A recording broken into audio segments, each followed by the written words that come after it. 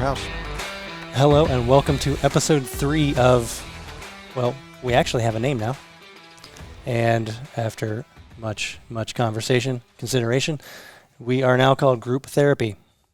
So we solicited many names from users and comments and talked about it internally, had many suggestions internally as well. I think we had probably somewhere near 200. Sound about right, Justin? Yeah, it's about 200 or so. That was a fun time. So anyway, we came around to group therapy. So welcome to group therapy. And basically the whole concept of this roundtable conversation came from Derek and I discussing, not quite daily, but significantly, about setting up different guns in different ways. So we come from a couple different backgrounds as far as that goes, mine being more extreme precision. And Derek has spent a lot of time vetting different AR setups. So I thought, well, what better way to help customers also set up their AR than discuss all of the things that we've gone over, but do it on camera. Also, this will be released as a podcast. So the audio will go to podcast and we will maintain the video on YouTube. So Justin, where would they go to get those at this point? I'm still setting it up.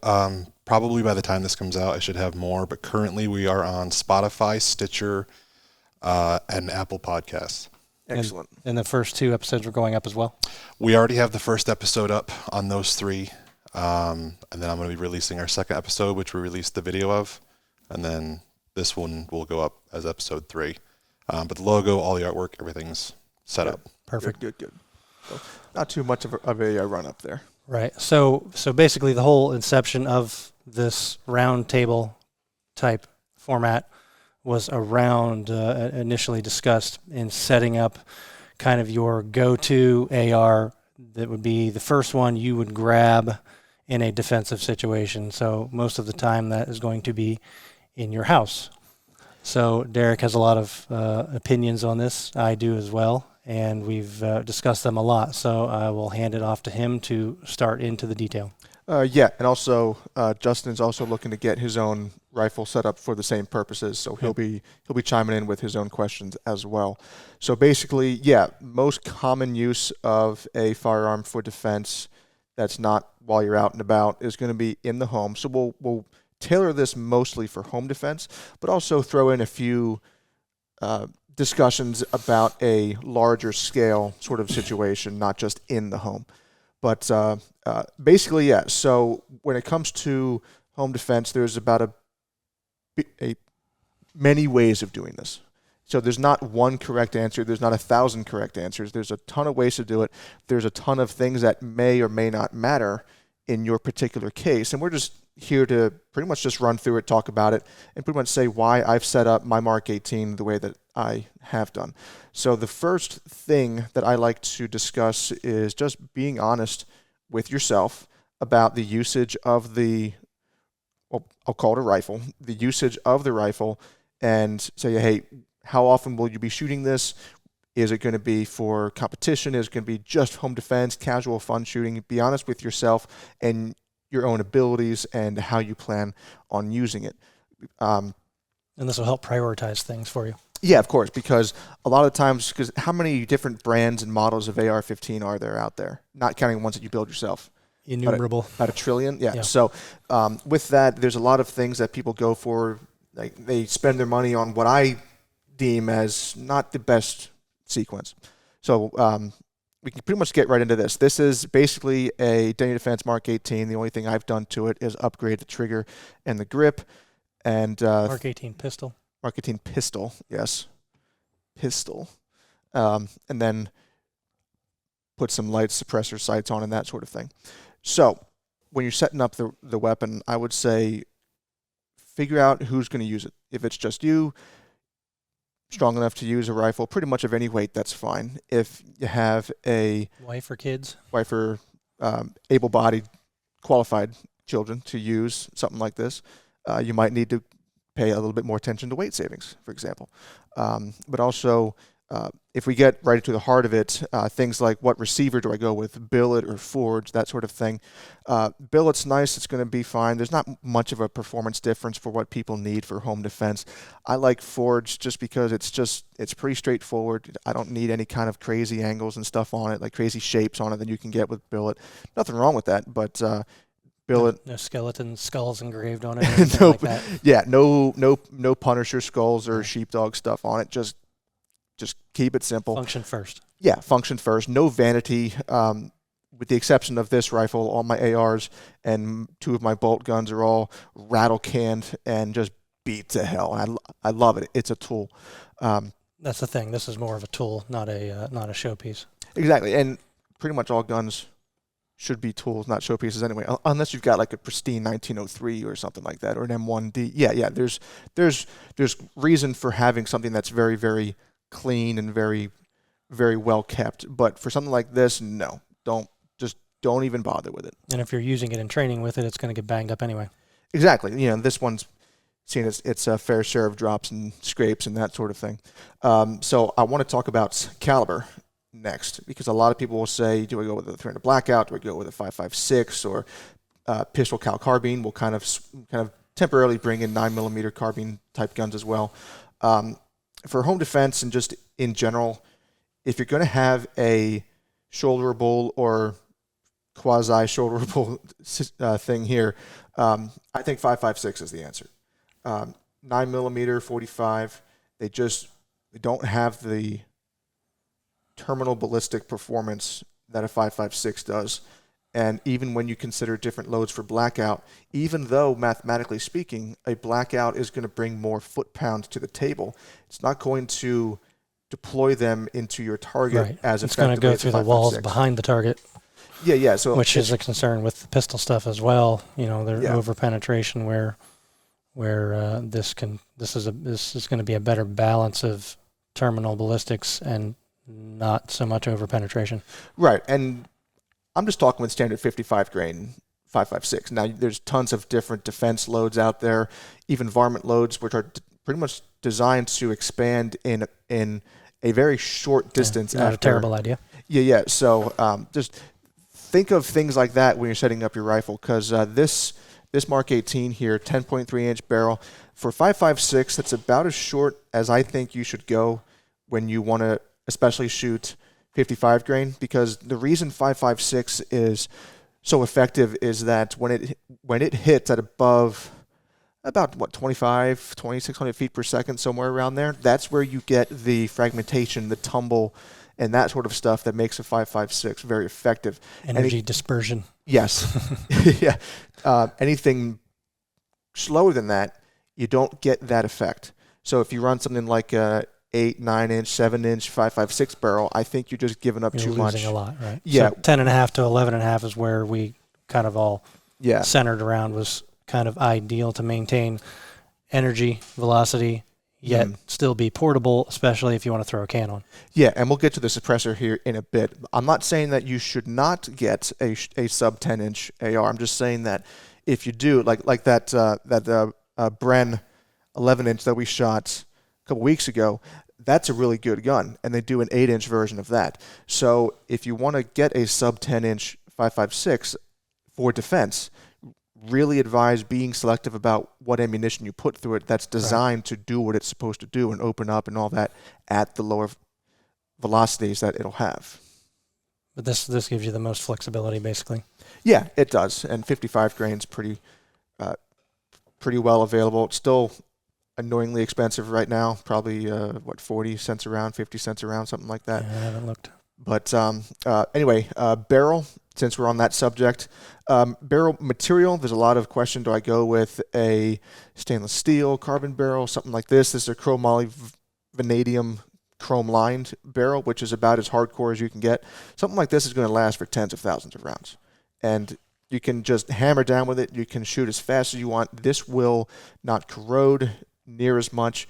It can hold up to the abuse of not only just the heat and the friction of just that much fire, but also just erosion or corrosion from the air. Right. But something like you were looking at some Seekins guns, which had a stainless barrel. Now, that's probably going to be fine as well, to be honest. It's just not going to have quite the barrel life, obviously, because chrome lined is meant for machine guns. So Yeah, stainless gives you the added life.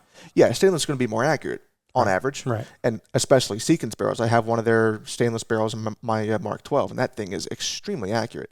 But if you're in it for the long haul and you shoot a ton, something like this is going to outlast it. But It's like less downtime. Exactly. But if you think about it, though, how often do you shoot your rifles? Right. Yeah. I mean, most people aren't going to shoot out a chrome lined barrel ever. Not even a stainless barrel. Yeah. Like, with how often and that's something that the user needs to be honest with themselves again, how they're going to use their gun. If you don't use it that often, you can have a stainless barrel. It's not a critical choice. It doesn't really matter. And part of that, we've already kind of touched on length a little bit. If we are going to kind of zoom out our scope here to have something that's a bit more larger scale rifle of this sort of style, like a larger scale defense, I like a barrel length of about 14.5, 16 inch, because then you're going to get that velocity that's going to give you that energy at a longer distance. Right. For what we're Definitely talking no need about. to go longer for a situation like this. It just gets in the way. I mean, 18 inch, like I said, if you have a more precision based AR, 18 is pretty good. 16 is also fine for the most part. But this was more centered around if you had one go-to, this is where we want to be. Yeah. So either pretty much between 10.5 and 16, really, inch. As far as gas system, a lot of people make do I go with piston? Do I go with direct gas? Mid-length, carbine length, rifle length. Pretty much a 14.5 inch barrel, 16 inch barrel, you'd be able to get a mid-length out of that. So the longer the gas tube is, kind of the softer the recoil impulse is going to be, which means you can stay on target easier. As far as piston goes, I mean, if the weapon is designed out of the box piston, in my opinion, like, that's fine. Like that Bren, for example, or a Scar or something like that. But piston ARs, I mean, they generally speaking have to be tweaked in a certain way to make sure that they're optimized for piston use. But to be honest, it's not going to matter. I mean, a good quality a good quality direct gas gun is going to be reliable. It's going to be fine. Circling back to it, basically, it's not a life or death situation either way. Mm-hmm. If everything else fits, that's not as much a consideration. Exactly, yeah. Now on to muzzle devices. So this here, of course, is a Surefire SOCOM SB2. If I can get it off with my thumb here. Works splendidly on that Bren. It does. My fingers are tight. There we go. So it's a little over a pound or so. It's about 7 inches long or so, as is. Once you put it on your gun, though, with this muzzle device, it's only adding 4 inches, probably. 3.8 is what they say, yeah. And the good thing I like about the Surefire cans is that they are just tough as hell. So you can shoot the lights out of them. If they take a spill, they'll be fine. I like the quick detach nature of it. Like the chrome line barrel, they're meant for machine guns. Yeah. And if it's going to be, it doesn't need to be like chasing decibels here, because when it comes to suppressors, the human ear cannot appreciate. Right. Well, in this case, decibel change. You want something more robust, not going after every last decibel. Yeah, because you want something that's definitely dependable, and this is. Right. Now, if you're not running a suppressor, which you should be, but let's say short term. Now, I just put this on here just temporarily, so I didn't time it right. I have the shims at home. I hate doing that, so I'll get to that later. This is just for illustration. Just for illustration for now, yeah. So this is a war comp, so it's a combination flash hider / muzzle brake. Right. It's more of a flash hider, which is generally speaking for defense at any point, you want that versus a muzzle brake, because if you're inside the confines of your home, saves your night vision. Saves your night vision a little bit, and And by night vision, we don't mean an electronic device, just your pupils dilation. Yeah, it's like someone having a flash camera inside a dark room. Yeah, so it does have a little bit of muzzle brake, of course. So when you clock it right, it'll push it a little bit down, a little bit left, so keeps it right on target. And so it's fine to give up a little bit of recoil reduction just because of the proximity of your targets, typically for home defense. So that is that there. So let me put this on real quick. Yeah, it's definitely a time to sacrifice some recoil reduction of a good brake in lieu of saving your ears in case you ever need to use it. And speaking of saving ears, I want to touch on 300 blackout, because a lot of people will say, I want a 300 blackout for home defense. I'll shoot subsonic, suppressed. And yes, that's going to be very, very quiet. But a subsonic blackout hits with about the same energy that a 45 does, because they're both 200, 220 grain-ish. Going the same speed. Going the same speed. So, I mean, if you use a really aggressive hollow point, it can be okay. But I still think that it's worth the extra noise to get something like a 5.56. Right. And supersonic blackout's no better. Right. Which, in this case, I agree as well. In this scenario of a one go-to defensive type. Yeah. And also, AR. if you do plan on doing any longer range shooting than immediate home defense, 5.56 just crushes the blackout at a few hundred yards. It doesn't drop in feet. Yeah, exactly. But also, I want to get on to accuracy, because a rifle like this, this is a Baney defense, of course. I have a DD 14.5-inch barrel on my other rifle, so does a friend of mine, and we have tested those pretty extensively as far as accuracy. And with 77 grain match ammo, we're getting between 1/2 and 3/4 MOA. Precision, not accuracy. Precision, yes. Accuracy okay, is precision. a whole different conversation, which we need to have as well. See what I'm dealing with here. So precision, yes. Even a chrome line, non-accuracy, non-precision-minded gun like this is still going to be pretty darn precise. What were you getting out of this? With this, 55 grain was about a minute, maybe a hair over. But then again, that's with a red dot at 50 yards. Which so is much better than you actually need. Yeah, because, I mean... Because accuracy isn't as critical necessarily in this game. You mean precision? No, accuracy. Accuracy. Because if you're aiming here in the chest and you hit here in the the neck, it still gets the job done. It does. So, yeah, I mean, if you look at the size of your target in terms of MOA compared to what your rifle is capable of, you're going to be fine. So you don't need to worry about losing half an MOA of accuracy between something like this and your Seekins, for example. And we'll touch on your zeroing scheme in a little bit. We will, yeah. So handguard is another thing to look at here.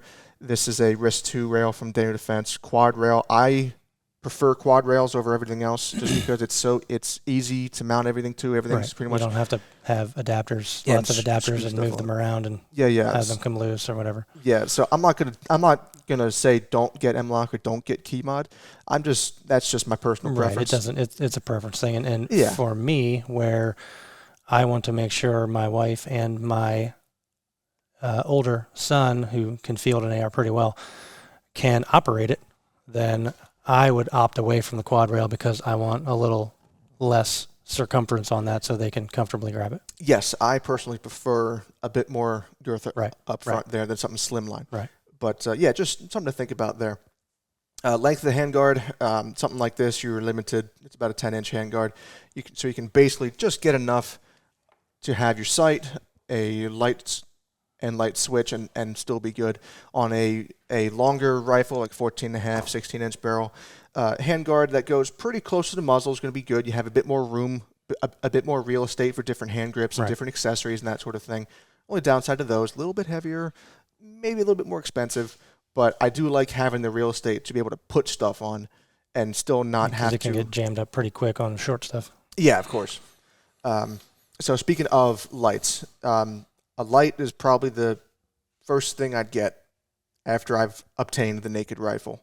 Because if you have a functioning rifle... With iron, you can still... Irons and a light is better than... Yes. Irons, a red dot, and no light. Yeah, so things like this is a Surefire Scout 600.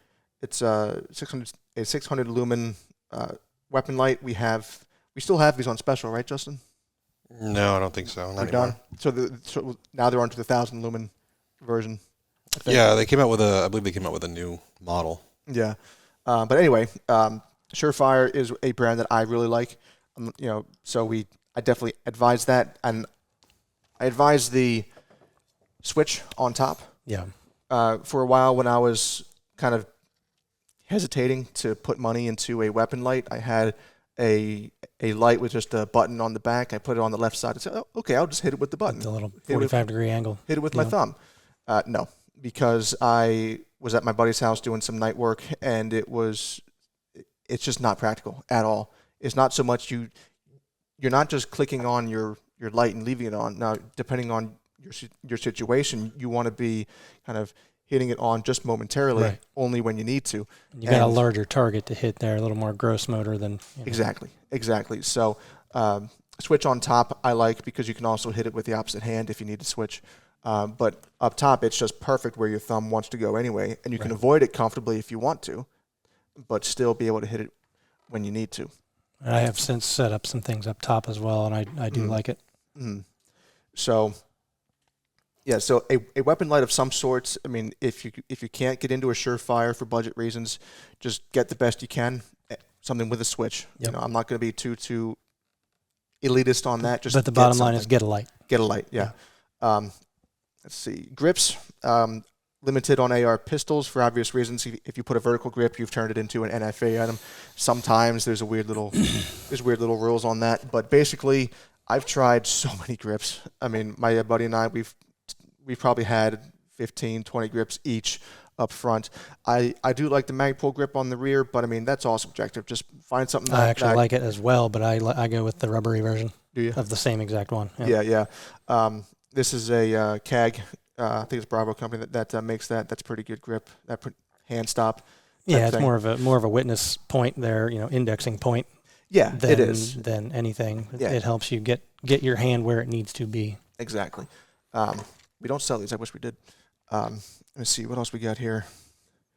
Seekins makes some of these as well. Do they? I'm going to have those set up on my stuff here shortly. Pretty similar layout, just a slightly different design. Yeah, it's got a little longer foot, but the same kind of angle as this one. Yeah. As far as sights go, iron sights. Do you need them? I don't think so. I don't think you need them. Right. But these are just Magpuls. They're $30-$40 each, and I just have them. It's not a bad idea to have it. And I mean, the reality is, if you're going to use it in a situation in the house,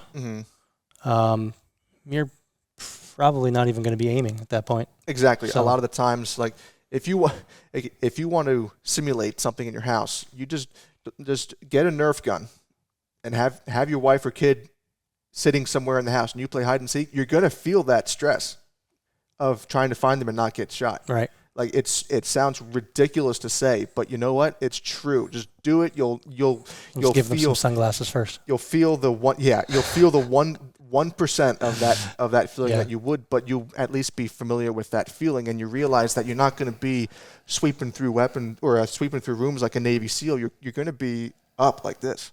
But we'll get to tactics here in a second. And with how good and reliable optics are these days, the odds of it going down are very low. Right. One thing that I will say with what you put on your weapon is, I'm right-handed, so are you. I keep the left side of the weapon clean and flat. I don't put anything on here because when I have the rifle slung on my body against you, there's nothing to get caught or no rubbed snags. or something like that. So I do advise something like that. As far as a sling goes, I'm not going to go too crazy on this. I just like having it have 2 point. A sling. Yeah, have a sling. 2 point. I used to run a single point. I don't like it anymore. And there are convertibles out there that can do single and double. That's what I run. Yep. Yeah, I have one of those as well. Armageddon as well. Yeah. So I just run something here. You watch Grand Thumb enough, you kind of copy a little bit. But pretty much a 2 point here. On the back, though, on the right, it's good to have it on the right side. That way you can bring the rifle up and it's still slung and the sling's not in your way between you and the stock or whatever it is that you're running there. But, just get a sling. Don't need to go too crazy on it. Just get something, maneuver it where you need to. Right. And something I've learned most recently with a local friend that does some training, some little retention strap around the butt, whether it's just a rubber band from a parachute, which is what his was, or they make some actual webbing, but basically something that'll help you retain all of this extra slack so you're not snagging it on everything. Yeah, there's and ones you can quickly deploy it, just yank and it comes out. I now want to talk about optics. Okay. which got a is ton here. a big chunk. Big chunk for different sort of purposes here, and a lot of this is going to depend on the actual use. So something for the target range is going to be different than something for defensive use. We have stuff at various price points here as well, kind of starting at the low-ish end and ending at the high end over here. So just to give you guys who might be listening, as far as red dots go, on my weapon is a Vortex Spark Solar. They retail for about $280. Then there's a Holosun 510C, which I think is somewhere around a little over $300. Vortex UH1 AMG holographic sight, that's closer to $600, I think. Trijicon MRO HD, they range in price from $500 to $700. Yeah, in the 5, yep. Depending on what trim level, I guess you could say. Aimpoint Micro T2 with 39mm spacer. That particular trim right there is a little over $700. And then as far as LPVOs, we have 1 to 6s, 1 to 8s, and a 1 to 4. Vortex PST Gen 2, SAI 1 to 6, Night Force NX8, LCAN 1 to 4, Night Force ATAC R 1 to 8, and a Schmidt-Bender Short Dot CC 1 to 8. So we've got $200 to $5,000 represented here, basically. Yeah, and the first question, of course, do I go with a red dot? Do I go to a red dot with a magnifier? Do I go with an LPVO? Right. What's the deal? Home defense, short term. This one's been hard for me because I want to put a scope on everything because I want to, you want to wring the accuracy out of every single weapon you have. Also, I want to stretch the distance on everything I have. I try and turn everything into a 1,000-yard gun. So yeah, well, you haven't. I mean. But now, Mr. World Record holding bench rest. I've come around, and I agree that in this scenario, I would 100% go red dot as well. And my preference for this has been the MRO HD because it really represented the biggest advancement in red dots in the resolution of the red dot. Very crisp. Yes, and you have astigmatism as well. That's only my left eye, though. So I can actually see both worlds if I go right eye or left eye. But point being, this plays into my long-range, more precise personality. So I feel you're not out of it yet. You're still clinging on. But that's the way. Still holding the edge of the pool there. That's the way I've found to satisfy both sides. Yeah. So basically, short answer for home defense: red dot. Yes. Because nothing is better than a red dot at close range. Yeah. And what I would go with on a red dot for home defense, there's a few priorities that I like to put on there, something that's definitely proven. Finding a reticle for some people can definitely cost seconds as well. So you'll see people, getting on a gun. Oh, where's the? They're seeing black. They're seeing. Yeah. So anyway, the going with a red dot removes that possible complication, which will possibly cost you seconds in this scenario. Yes, but the antidote to that, first of all, it's training. Exactly. Right. But with that in mind, but again, in the scope of this go-to defensive type rifle, under stress, the red dot is going to cost you the least time. Yes. So with that, there's a few features that I like to consider for a defensive optic like that. Battery life. Got to have huge battery life in my opinion. So motion switch. Motion on. The Spark Solar has that. This Holosun has that, where it turns itself off, and as soon as you grab the weapon, it turns back on. That's fine as well, in lieu of super long battery life. But both of these have super long battery life and solar on them. But that way you can just leave it on, leave it alone. As soon as you touch it, it's going to activate, and you don't have to worry about it. It's one less thing to have to turn on. So something like this UH1 Vortex, we both have these, and we like them a ton. But the battery life isn't fantastic. It's like a couple hundred hours, 6 to 800, depending on battery that you put it in. Now, I do like that the buttons are very big, and I do like how it has, at the 6 o'clock position, it does have a little triangle. So if you have a 50-yard zero, that triangle, the tip of that triangle represents a 7-yard shot. And it's accurate. I've tried it. It's good. But battery life is going to be something that would hurt this one in the list, but something that the end user has the choice to use. You've already mentioned the MRO HD and, of course, T2, which is probably the top of the food chain. One of the most popular, Yeah. and that thing's been proven. It's tough as hell. The battery life lasts longer Measured in years. Yeah, it's longer than presidential terms typically. So I do want to keep to something like that. So when you're looking at different red dots, consider those features when you're doing that.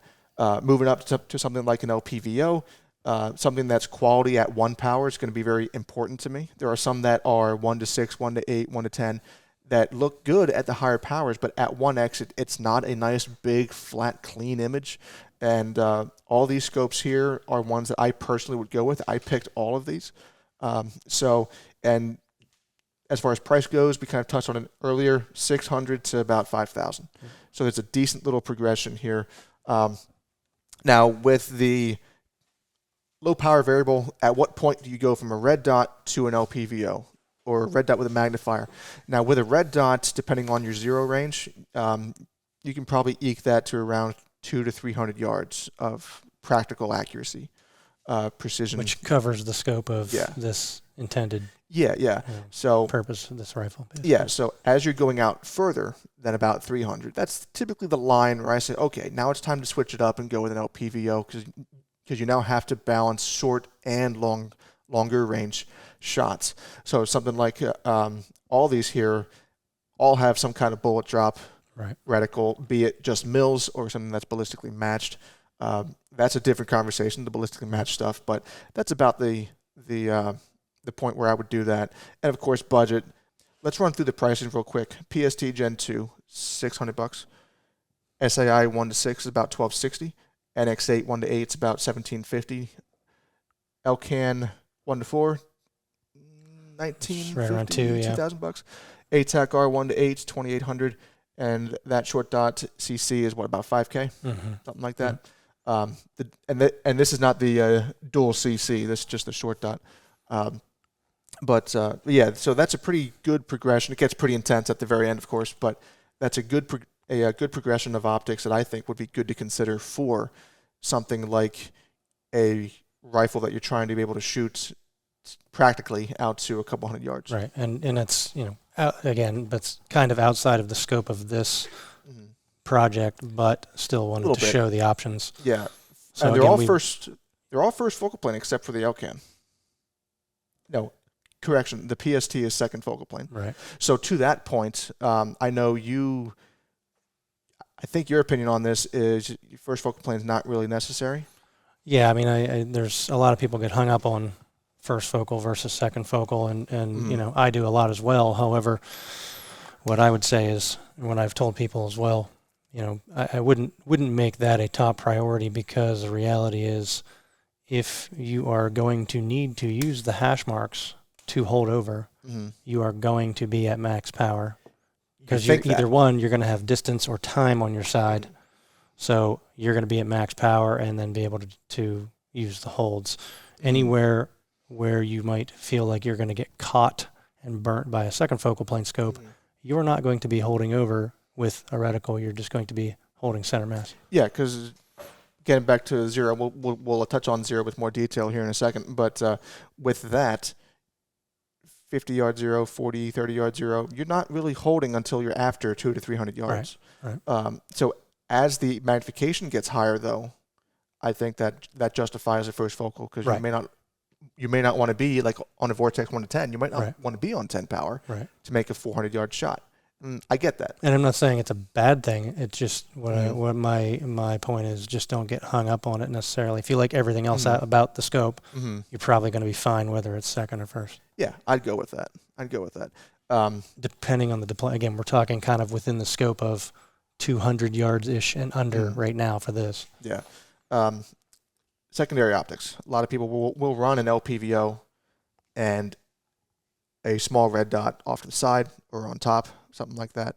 I think it's a neat thing. I wouldn't, unless you have the money, I would not sacrifice your budget for the initial optic. Right. Like, I'd say if you want something like the NX8 and you want a T2 down the road, just get the NX8 first and just save up and then get a T2 down the road. Don't skimp out on your secondary optic to get a good primary. So something like the NX8, for example, At a 1 power, it is very good. Both of us approve of it. I wouldn't call it as good as the ATAC-R, of course, or some other like the SAI, for example, at 1 power. So this would be a good candidate for a secondary optic.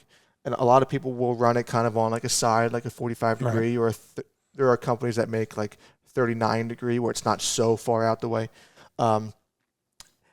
As far as that goes, I think I have a bit of an unpopular opinion on that because I have an LPVO on one of my rifles. I don't have a secondary optic on it yet, but my friend does, and it's just off to the right here. And on his rifle, it's very good. It looks good. But when I cant the rifle like this with an optic here, especially with a big eyepiece, I feel as if it's cluttering up the left side of my vision. And if I need to see left, it's just not as good. It's hindering your awareness. To me, yes. So I would go with something on top. Me that too, way you actually. can kind of have your head up like this. You can see more of what's going on around It's you. a single movement. Yeah. All you're doing is moving your head, not everything. Yeah, granted, your height over bore is going to be pretty insane, Right. but that would be purely for it really close. So zero that thing at like 10, 15, 20 yards. And anything past that, you're not going to even shoot it there. Then my counterpoint on the secondary optic on an LPVO is when you are, say you're going to use that only at 25 and under. If you're going to need it in a defensive situation, again, you probably aren't really going to be aiming that hard. No. You're going to be heads up, A lot of points centering it up, and you'd actually be amazed how good you can do with just two eyes open and your face on the gun and still concentrating on the target. You're still going to hit where it counts without even aiming a lot of the time. So again, not necessarily something to get hung up on, because in that and even to the point of if you're throwing a 2.5 to 10 type scope on there, that place between 1 and 2.5, you may just be point shooting anyway. Yeah, I agree with that. I want to touch on mount heights real quick. For the longest time, I think you're the same way. You wanted a nice, solid cheek weld. Everyone wants it as low as they can go. Yep, low as they can go, nice, solid cheek weld. But when it comes to more dynamic type shooting, where you're not really going for precision or accuracy, you're just going for speed. This is on a 1.93. This is a Skillerworks 1.93. And I would say for an LPVO or a red dot, the inch 93 is fantastic, because when you bring the weapon up, your head is still up, and your posture, your neck is all still very, very comfortable there. And you just happen to, because you're not doing this, right, for whatever reason, you just seem to have more of a... You get your eyes more squared up to reality. Exactly, yeah. So for that purpose, I like the 193. Also, if you put more crud up on the top of your handguard, which I've found my stuff's all lower, which I need to raise up based on all of these conversations prior. Exactly, because my thumb is in the way. Now, people will say, okay, well, you can't see your irons through it. It's like, yes, that is correct. Which is why I would say, if you really want to be safe with it, go with an inch 9.3 with a quick detach. Yeah. That way you can take it off if you need the irons. If you really need the irons. If you really, which I don't ever expect. Right. But if you need it, it's there. And then trigger. If you get a gun that has an okay trigger, fine, leave it. If it's just a normal, like a GI trigger like this DD had, I swapped it out pretty much immediately for a Geisley SSA. Of course. What do we say, Justin? Geisley is only. That is correct, yes. The SSA is well proven. I know you have a proclivity for a very light trigger, light, thin trigger. And Trigger Tech is fantastic. Right. They make bolt gun triggers. They make really good AR triggers. But for the feel, the solid, I think the feel of the Geisley feels strong. Right. And it's not too light where just you won't accidentally hit it. Yeah. I'm with you. I'm with you on that. And the reality of it is, for me, I'm pretty trigger fluid. I hear that about you. I can run a 2 ounce or 2 pound or 2 stage. It doesn't really matter to me, as long as it's not like 6 pounds. even then, anything in the range of your total weight 3.5 guys laid down to 1.5 ounce Kelbley, single or double stage, I'm pretty flexible on. So, and that's if we have the luxury of choice, right. which a Geisley is not a cheap investment, right? But I'd say it's worth it. Well, and the reason I went Trigger Tech at the time is I was outfitting 5 ARs with the same trigger because we had a sale going on, didn't we? Because my wife and son, I want to be able to grab and go and not have any learning curve on the trigger. Yeah. So the Trigger Tech 4th of July deal. So they are all wearing those now. Good. I mean, we've seen in recent history, without going into too much detail, we've seen the effectiveness of a rather modest AR. So is all this necessary? No. But if you are trying to set something up to have it be really good quality, this is kind of where we're at, is kind of what we have at least, and it kind of, this is, you can build an AR for different purposes. This is the first one you should get yourself, basically. Yeah. Something to protect yourself with instead of getting a varmint gun or a mash gun or something like that. But getting a quality rifle is important. And like, where does the money go? If you're building one, especially, you have ample choices as far as where do you go. And it's overwhelming choices, and that's why this whole conversation started. Because that's right where I'm at, because I'm trying to find a good option. If I built something, it would pretty much be this. So people are just, you could spend a year just looking at the options and get nowhere. I've been looking at the uppers. I've been looking at Daniel Defense uppers. I was looking at even Armalite's uppers. You're looking at PSA lowers. They're pretty cheap. I don't know what the quality's like on those. Lowers, they're a dime a dozen. The PSAs, I have one of those on a range gun. They're fine. At the extreme, they won't be as good as something like a nice forged DD, of course. Right. But in the realm of what we're talking about, they could work. Right. I hate using the word just as good. It's not just as good, but it's good enough. I feel like if I'm going to get my first, we'll call it fighting rifle or AR. Yep. I've got 2 options. I can either get something that's good enough and get me going, or I could really save and just get top of the line. But I shot the CA556 that we had. I think that was the first one I ever shot. Yeah. And I've shot your Mark 18 after that. I think that's probably it. That's all I've shot. The thing is with ARs, you don't need to go all out for every single component. And going all out financially, a lot of the time, just means getting stuff that is vanity. Yeah, so when I say all out, I mean like an all put together, top of the line Daniel Defense. Yeah. Rather than, building something from PSA or... Yeah, I'd say there's a happy medium there where you could get something like, if you're going to spend your money on a rifle, especially if you're building one from some scale, focus your money on the barrel, the bolt. Yeah, the carrier group's important. The carrier group's important because that's what breaks first. Your teeth on your bolt, on that firing pin, gas components, those are all the parts that fail first on an AR typically. The barrel's not just going to go and just die. Right. But a quality barrel is going to last you a long time. And after that, trigger. To me, those are the ones that, if you're going to spend the money, that's where you do it. All right, so we hinted towards zeroing range a little bit, and you have some interesting thoughts on that, right? Yes, the zero range can be pretty critical to how your weapon shoots. A lot of people just go with 100-yard zero and then just call it a day. When it comes to something like my Mark 18 here, this is actually running on a 40-yard zero because I pretty much just messed around on a ballistic calculator, and pretty much when you factor in the height over bore, your muzzle velocity, and the bullet and all that, you can see at what distance your first and second zero will be, because that bullet's going to leave your muzzle. It's going to go up. It's going to intersect with the plane of your optic. It's going to go up and then come back down range. Second zero. Yeah, second zero. And so there's a gap at the ranges between. So if I'm shooting at 100 yards with a 40-yard zero, this is going to be about an inch and a bit high at that distance. And at max height? At max height, it's about 125, 150 yards. It's at max height. Right. So this is generally referred to as point blank range, where you're factoring in the maximum up and down that you want the bullet to travel. Yeah.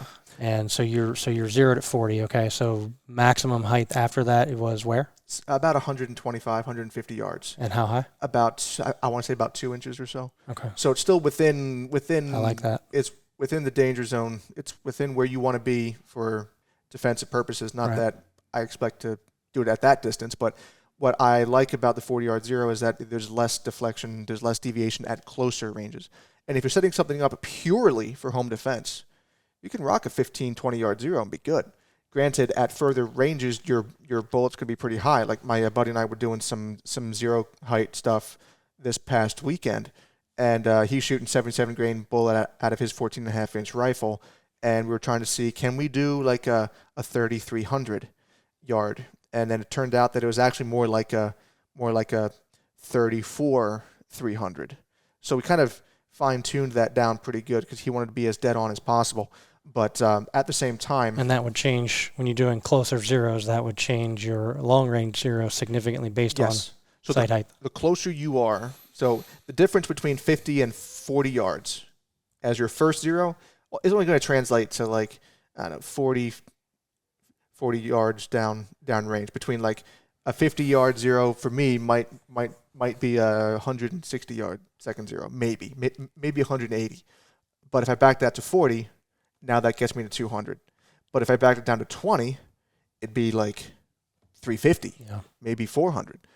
But the gap between is going to be substantial. Massive, and that's not the point of a weapon like this. This is, I shot it with that Vortex 1-8 on it, that new Strike Eagle, and we were, actually no, that was with their 6X magnifier with this optic, and it was doing this offhand at 200. I'm like, that's good. That's about that was baseball, softball size. Yeah, about 4 inches, about 2 MOA thereabout for most of that group, and that's fine. But that's what I have here. So acceptable precision. Exactly. So when you're setting up your zero for home defense, you can have a close-in zero. Just be mindful of what that does at ranges beyond, which you can do this all theoretically too. You can find basic enough muzzle velocity and that sort of stuff. Get on JBM or your own ballistic calculator and just mess with it. Right. You don't even need to fire a shot to do Right. it. Well, this has been taking a while. We're coming up on 1 hour here.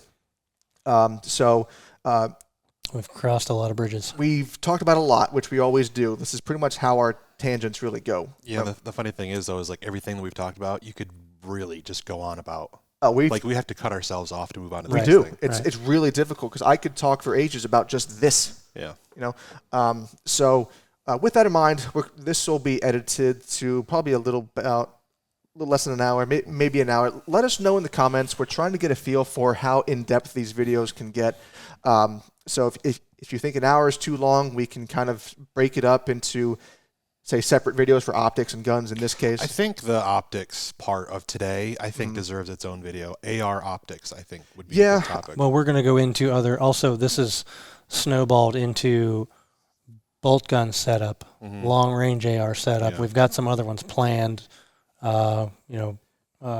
short range, long range in bolt and ARs. But if people do like this format and the duration, then we can afford to cram more into fewer videos. But if people are saying, no, what, keep it at half an hour, 45 minutes, we will break things up a little bit more. Budget the content. Yeah, exactly that. Here's my thoughts on it. I think, going into this, we thought, half hour would be great because we're doing this as a video and we're doing it also as a podcast.